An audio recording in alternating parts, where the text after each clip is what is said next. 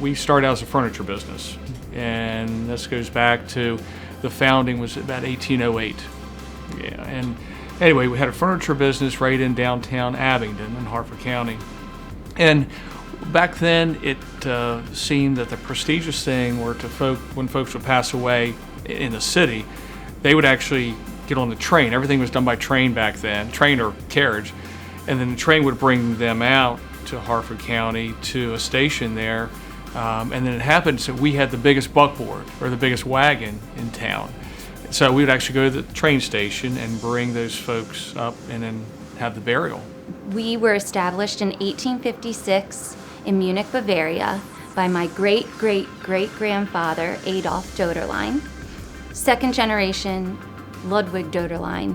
He moved us here to Virginia, then eventually to Baltimore, and that's where we were for over 100 years. My great-great-grandfather, his family migrated here, and back in 1876 they started farming in Mount Washington, Maryland,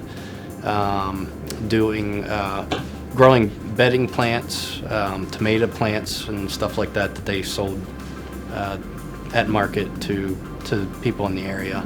The paper was founded in 1892 by my great-grandfather John Henry Murphy Sr., who had been enslaved, who had served in the Civil War, and who was 52 years old when he started the paper. But he wanted to publish some good news, and so it started with a 1 or 2 pager. It cost 3 cents. And believe it or not, the name Afro-American was already in existence at the time that he bought it at an auction. So from those humble beginnings, it grew from 2 to 3 pages at 3 cents to 13 editions all over the East Coast. Regal Family Farm has been here. My children are the 6th generation to be here on the farm, and we've always been a dairy farm. And then it kind of came to the point where we had to make a change, where you can't just be a small dairy farm in Maryland anymore. So the creamery kind of came about. The idea of milking the cows and not wholesaling it, but using our own milk to turn it into our own product and sell it on our own land. So in 2010, this is when this all kind of came around.